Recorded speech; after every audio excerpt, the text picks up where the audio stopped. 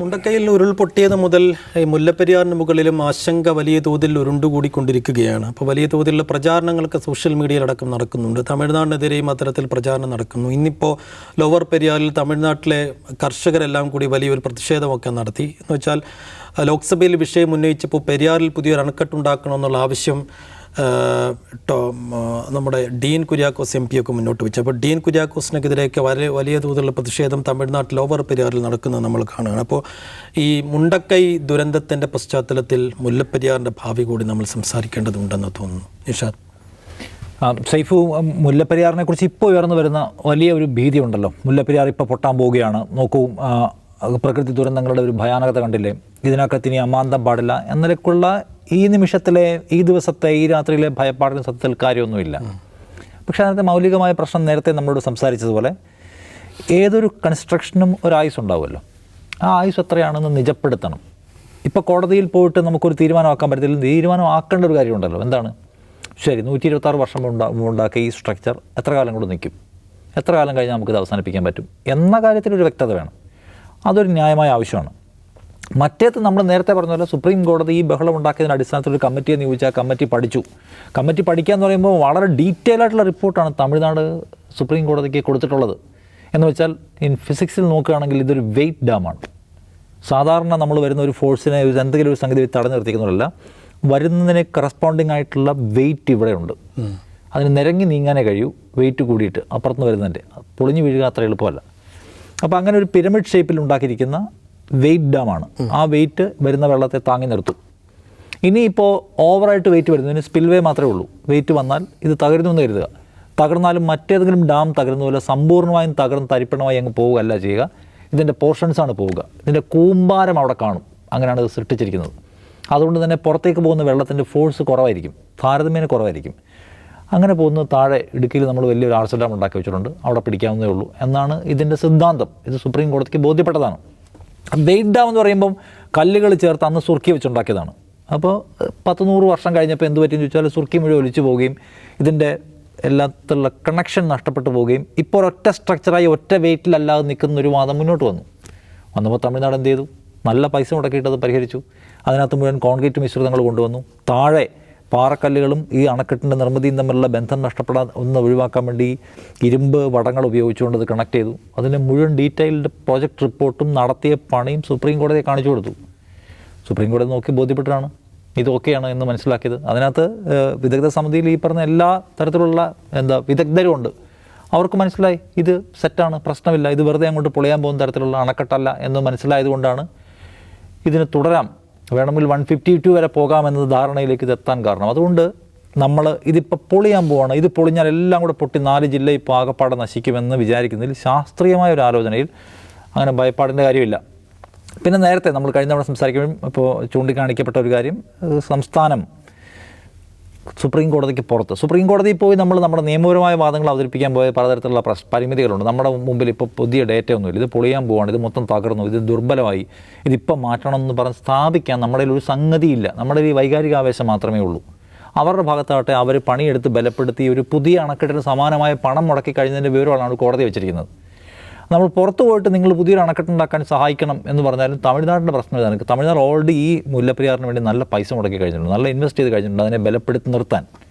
മറ്റൊന്ന്, അവർക്ക് റിസ്ക് ഇല്ലാതെ ഇപ്പോൾ അതിനകത്തുനിന്ന് 5-6 ജില്ലകളിലേക്ക് വെള്ളം വരുന്നുണ്ട്. ആ ജില്ലകളുടെ നിലനിൽപ്പ് പ്രധാനമാണ്.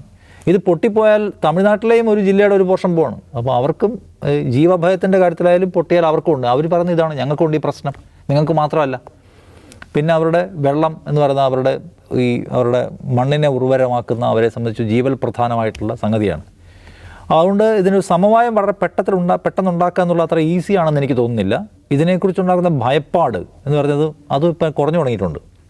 അത് ഓരോ മൺസൂൺ കാലത്ത് ഉയർന്നു വരുന്ന ഭയപ്പാടുണ്ടാക്കലാണ്. ചില പ്രത്യേക കേന്ദ്രങ്ങളിൽ നിന്ന് നിരന്തരമായി വരും. എന്ത് വിവരത്തെ മുൻനിർത്തിയാണെന്ന് ചോദിച്ചാൽ പല കാരണങ്ങളും കണക്കുകളൊക്കെ പറയും. നമുക്കിപ്പോൾ ആശ്രയിക്കാൻ കഴിയുന്നത് എന്തിനാണ്? നമ്മുടെ സിസ്റ്റത്തെയാണ്. സൈഫിനൊരു പരാതിയുണ്ട്, ഒരു ആവലാതി ഉണ്ടെങ്കിൽ ധരിപ്പിക്കാൻ കഴിയുന്ന ആരെയാണ്? ഒന്നിൽ ഭരണകൂടത്തെ ബോധിപ്പിക്കുക, അല്ലെങ്കിൽ കോടതിയെ ബോധിപ്പിക്കാം. അവരിത് പരിശോധിക്കാൻ ഒരു സംവിധാനം ഉണ്ടാക്കുന്നു. ആ സംവിധാനം പരിശോധിക്കാൻ അവർക്ക് ബോധ്യപ്പെടുകയും ചെയ്ത കാര്യത്തിലാണ്. അതാണ് സ്റ്റാറ്റസ്. സോ അതുകൊണ്ട് മുല്ലപ്പെരിയാർ പൊട്ടാൻ പോകുന്നു എന്ന് വിചാരിക്കുന്നതിനൊന്നും കാര്യമാണെന്ന് ഞാൻ വിചാരിക്കുന്നില്ല. ബട്ട് മുല്ലപ്പെരിയാർ അണക്കെട്ട് നമ്മൾ 126 വർഷമായി, ഇനി എത്ര കൂടെ പോകും എന്ന കാര്യത്തിൽ കോടതിക്കൊരു അഭിപ്രായവും തീർപ്പും പറയാവുന്നതാണ്. കാരണം എന്തിനൊരു ആയുസ് ഉണ്ടാവണമല്ലോ. ആ കാര്യത്തിലാണ് വ്യക്തത ഇനി വരേണ്ടത് എന്ന് വിചാരിക്കുന്നു. രണ്ടാമത്തെ അണക്കെട്ടെന്ന് പറയുമ്പോൾ എത്ര വർഷത്തെ കരാറാണ്? 999 വർഷത്തെ കരാറാണ്. അപ്പോൾ ഒരു അണക്കെട്ട് നമ്മൾ ഉണ്ടാക്കുന്നത് ആ അണക്കെട്ടിന് എത്ര ആയുസ് കാണും? എത്ര അണക്കെട്ട് നമ്മൾ പണിയും ഈ കരാറിനിടയ്ക്ക്? അപ്പോൾ ഈ പുതിയ പുതിയ അണക്കെട്ടുകൾ എന്ന് പറയുന്നത് നമ്മുടെ പരിഹാര ഫോർമുല പോലും ഇപ്പോൾ മുല്ലപ്പെരിയാർ ബേസിക്കലി പ്രശ്നമാണെന്ന് കരുതുക. മുല്ലപ്പെരിയാർ പ്രശ്നമാണെങ്കിൽ ഇനി നമുക്കൊരു പരിഹാരം എന്ന് പറയുന്നത് പുതിയ അണക്കെട്ടല്ല. കാരണം പുതിയ അണക്കെട്ട് പണിത് അതിനും കാലാവധിയുടെ പ്രശ്നമുണ്ട്. അത് കഴിഞ്ഞാൽ അടുത്ത പണിയുണ്ട്, അടുത്ത മൂന്നാമത്തെ അണക്കെട്ട് എവിടെ പണിയും, നാലാമത്തെ എവിടെ പണിയും, ഈ പ്രശ്നങ്ങളുണ്ട്. സോ ഒന്നിൽ നിങ്ങൾ അണക്കെട്ട് എന്ന് പറയുന്ന പരിപാടി ഉപേക്ഷിച്ചുകൊണ്ട് പരിഹരിക്കണം, വേറെ മാർഗ്ഗം ആലോചിക്കണം. കക്കി ഡാമിൽ നിന്ന് വെള്ളം കൊണ്ടുവന്ന പോലത്തെ പ്രോജക്റ്റൊക്കെ ഉള്ളൂ, 52 കിലോമീറ്റർ മറ്റോ പെൻസ്റ്റോക്ക് മതി എന്നൊക്കെയുള്ള സിദ്ധാന്തങ്ങളുണ്ട്. അങ്ങനെ പരിഹരിക്കണം.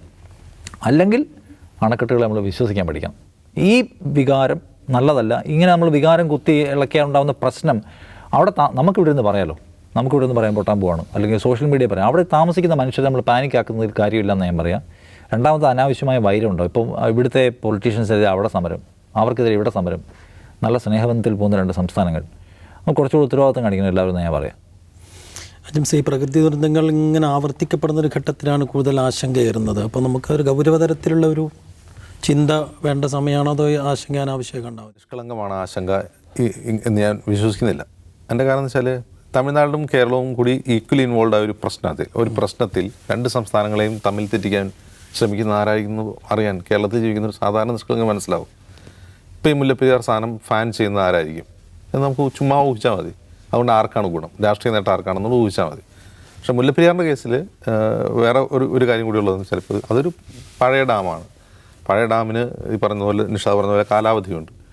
കാലാവധി കഴിഞ്ഞ ഡാമാണ്. പിന്നെ കേരളം ഭരിച്ച ആളുകൾ ഒരുപാട് മണ്ടത്തരങ്ങളും കാണിച്ചു വെച്ചു. ഈ 999 വർഷമൊക്കെ എങ്ങനെയാണ് ഒരു ഡാമിന് അത്ര ആയുസില്ല, 100 വർഷം പോലും ആയുസില്ലാത്ത ഒരു ഡാമിന് 999 വർഷത്തിൻ്റെ കരാറുണ്ടാക്കുന്നത് എങ്ങനെയാണെന്നുള്ള സാമാന്യ ലോജിക്കുണ്ടല്ലോ. അത് ചിന്തിക്കാതെ കരാർ ഒപ്പിട്ടതാണ് ഒരു പ്രശ്നം.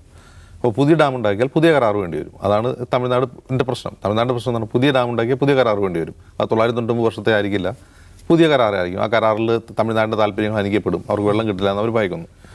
പക്ഷേ ഇവിടെ ഒരു സമരസമിതിയുണ്ട്, ഈ മുല്ലപ്പെരിയാറിനൊരു സമരസമിതിയുണ്ട്. ഈ മുല്ലപ്പെരിയാർ പൊട്ടിക്കഴിഞ്ഞാൽ ഇടുക്കി പൊട്ടിക്കഴിഞ്ഞാൽ പിന്നെ എറണാകുളം, തൃശ്ശൂർ, ആലപ്പുഴ ജില്ലയൊക്കെ മുങ്ങും.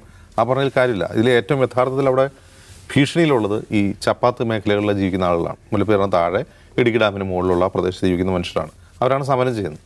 അപ്പോൾ അവരുടെ ആശങ്ക ന്യായമാണ്, അവരുടെ ആശങ്ക ന്യായമായ ആശങ്കയാണ്. അപ്പോൾ ഡാം കമ്മീഷൻ ചെയ്യുക, ഡാം പണിയുക എന്നതുപോലെ തന്നെ പ്രധാനമാണ് ഡാം ഡീകമ്മീഷൻ ചെയ്യുക എന്നുള്ളത്. ഡാം ഡീകമ്മീഷനിങ് എന്ന് പറഞ്ഞൊരു പ്രോസസ്സ് തന്നെയുണ്ട്. ഡാമുകൾ ഇല്ലാതാക്കി നദിയെ അതിൻ്റെ സ്വാഭാവിക രീതിയിൽ ഒഴുകാൻ അനുവദിക്കുക എന്നുള്ളതാണ്. അപ്പോൾ ഈ ഡാം ഡീകമ്മീഷൻ എന്ന് പറഞ്ഞാൽ ഡാം പൊളിച്ചു കളയണം എന്ന് തന്നെ ഇല്ല. ഇപ്പോൾ CP റോയ് എന്ന് പറയുന്നൊരു സമര നേതാവ് ഉണ്ടായിരുന്നു. ഇടക്കാലത്ത് വാർത്തകൾ നിറഞ്ഞ നാളാണ് അദ്ദേഹം. നമ്മുടെ ചർച്ചയിലുണ്ടായിരുന്നു. അപ്പോൾ അദ്ദേഹം പറയുന്നതെന്ന് വെച്ചാൽ ഈ ഡാം ഡീകമ്മീഷനിങ് എന്ന് പറയുന്നത് തന്നെ അതിൻ്റെ ജലനിരപ്പ് താഴ്ത്തൽ തന്നെ ഡീകമ്മീഷനിങ്ങിൻ്റെ ഭാഗമാണ്. അപ്പോൾ അദ്ദേഹം പറയുന്നത് വെച്ചാൽ ഇപ്പോൾ നിലവിൽ തേക്കടി തടാകമാണല്ലോ മുല്ലപ്പെരിയാർ ഡാമിൻ്റെ റിസർവോയർ എന്ന് പറഞ്ഞത്. അവിടെ നിന്ന് ഒരു ടണൽ വഴിയാണ് വെള്ളം കൊണ്ടുപോകുന്നത്. അപ്പോൾ അതിന് സമാന്തരമായി അതിൻ്റെ അടി തന്നെ കുറച്ചുകൂടി താഴ്ത്തിയൊരു ടണൽ ഉണ്ടാക്കുക. ആ താഴ്ത്തിയൊരു ടണൽ ഉണ്ടാക്കി കഴിയുമ്പോൾ ഇതൊരു 120 അടിയിലേക്കൊക്കെ വെള്ളം കൊണ്ടുവരാൻ കഴിയും. അതോടെ ഡാമിനെ കുറിച്ചുള്ള ആശങ്കയും ഭീഷണി ഇല്ലാതായി. തമിഴ്നാടിന് വെള്ളവും കിട്ടും, അവർക്ക് ആ ടണൽ വഴി ആ വെള്ളം കൊണ്ടുപോകാം. അവർക്ക് വേണ്ടത് വെള്ളമാണല്ലോ, ഡാമല്ലല്ലോ. അപ്പോൾ തമിഴ്നാടിന് വെള്ളം കൊടുത്തുകൊണ്ട് തന്നെ പുതിയ ഡാം പണിയാതെ പോലും ഈ ഡാം ഡീകമ്മീഷനിങ്, അതായത് ഇതിൻ്റെ ജലനിരപ്പ് കുറയ്ക്കാൻ കഴിയും. പക്ഷെ ഇതൊന്നും ആരും ശ്രദ്ധിക്കുകയോ അങ്ങനെ ഉള്ള പുതിയ ഡാം പണിയുന്ന സർക്കാരുകൾ എന്താണ് വാശി പിടിക്കും. അതിൻ്റെ കാരണം എന്ന് വെച്ചാൽ പണിയുക എന്നുള്ളത് സർക്കാരിന് ഭയങ്കര താല്പര്യമുള്ള കാര്യമായിരിക്കും. കുറഞ്ഞ പക്ഷേ ഒരു 10,000-3,000 കോടി രൂപ ചിലവഴിക്കാം. 3,000 കോടി എന്ന് പറഞ്ഞാൽ എത്ര രൂപ കമ്മീഷൻ അതിലുണ്ടാവുന്ന ആലോചിച്ച് നോക്കിയാൽ. അപ്പോൾ പുതിയ ഡാം പണിയാന്ന് പറഞ്ഞാൽ സർക്കാരുകൾക്ക് ഭയങ്കര താല്പര്യമായിരിക്കും. പക്ഷേ ഈ പ്രശ്നം പരിഹരിക്കുക എന്നുള്ളത് അത് നിഷാദ് ഇവിടെ വിശദീകരിച്ചതുപോലെ സുപ്രീം കോടതി സുപ്രീം കോടതിയിലെ ജഡ്ജിമാർക്ക് അതിൻ്റെ ഭരണഘടന ബെഞ്ചിലുള്ളവർക്ക് ഈ ഡാം കണ്ടിട്ടില്ലല്ലോ. അവർക്കിത് എവിടെ നിന്നാണെന്ന് അറിയില്ല. അവരുടെ മുമ്പിൽ പേപ്പേഴ്സ് വരുവാണ്. ഒരു എംപവർ കമ്മിറ്റി ഉണ്ടായിരുന്നു, അതിൽ ജസ്റ്റിസ് KT തോമസ് അംഗമായിരുന്നു. നമ്മൾ നോമിനേറ്റ് ചെയ്ത ആളാണത്, കോടതി നിയോഗിച്ചതല്ല. തമിഴ്നാടിൻ്റെയും കേരളത്തിൻ്റെയും പ്രതികളായിട്ട് 2 സുപ്രീം കോടതി ജഡ്ജിമാരെ നിയോഗിച്ചു. അവർ കൊടുത്ത റിപ്പോർട്ട് അനുസരിച്ചാണ് സുപ്രീം കോടതി വിധി വന്നത്. ഡാം സുരക്ഷിതമാണ്. ഓക്കെ, പക്ഷെ ഡാം സുരക്ഷിതമല്ല എന്ന് പറഞ്ഞിട്ടുള്ള പഠനങ്ങളുണ്ട്. ഇനിയിപ്പോൾ അത് സ്ട്രെങ്തൻ ചെയ്തൊരു ഡാമാണെങ്കിൽ പോലും അതിനൊരു കാലാവധി ഉണ്ട് എന്നുള്ളത് നമ്മൾ മനസ്സിലാക്കുകയും അതിനനുസരിച്ച് തമിഴ്നാടിനെ ഒരു കോടതി വഴി തന്നെയാണോ അത് പരിഹരിക്കേണ്ടത് എന്നുള്ള ചോദ്യത്തിൽ തമിഴ്നാടിനൊരു ഡിപ്ലോമാറ്റിക് ടോക്കിലൂടെ ഒരു പുതിയ ഇതിലേക്ക് കൊണ്ടുവരാൻ കഴിയണം. അതായത് കേരളം ഭരിക്കുന്ന സർക്കാരുകൾ, ഞാൻ ഈ സർക്കാരിനല്ല പറയുന്നത്, ഇത്തരം കാര്യങ്ങളിൽ ഒരുതരം അലസമനോഭാവമാണ് പുലർത്താറുള്ളത്. പുതിയ ഡാം പണിയാനൊക്കെ ആണെങ്കിൽ, പുതിയ കൺസ്ട്രക്ഷനാണെങ്കിൽ അവർക്ക് ഉഷാറായിരിക്കും. പക്ഷെ ഒരു പ്രശ്നം എങ്ങനെയാണ് രമ്യമായി പരിഹരിക്കാം, ജനങ്ങളുടെ ജീവനും സ്വത്തിനും ഭീഷണിയാവുന്ന ഒരു പ്രശ്നത്തിൽ എങ്ങനെ ദുരവ്യാപക ഫലങ്ങൾ ഉണ്ടാക്കുന്ന ഒരു പ്രശ്നത്തിൽ എങ്ങനെ ഇടപെട്ടത് പരിഹരിക്കുക എന്നുള്ള കാര്യത്തിലൊക്കെ അവർക്ക് അതിൽ താല്പര്യമില്ല. റോഡ് പണിയാനും മലയുടെ അടിയിലൂടെ തുരങ്കം ഉണ്ടാക്കാനും ഡാം കെട്ടാനൊക്കെ വലിയ ഉഷാറായിരിക്കും, അതിനുവേണ്ടി DPR ഉണ്ടാകും. പക്ഷേ അതല്ലാത്ത ഒരു കാഴ്ചപ്പാടുണ്ടല്ലോ, ആ കാഴ്ചപ്പാടിൻ്റെ പ്രശ്നം കൂടിയാണത്. അപ്പോൾ ഈ പുതിയ ദുരന്തങ്ങളുടെ പശ്ചാത്തലത്തിൽ സ്വാഭാവികമാണ് ഈ ആശങ്ക. അതില്ലാതാക്കാനും ഈ വൈരമൊക്കെ കുറക്കാനും ഭരണകൂടങ്ങളുടെ ഭാഗത്തു നിന്നുള്ള അടിയന്തര ഇടപെടലുകൾ വേണമെന്നതിന് ആവശ്യമാണ് ഉയരുന്നത്. ഔട്ട് ഓഫ് ഫോക്കസ് പൂർണ്ണമാവുന്നു. നാളെ വീണ്ടും ഇരിക്കാം. നമസ്കാരം.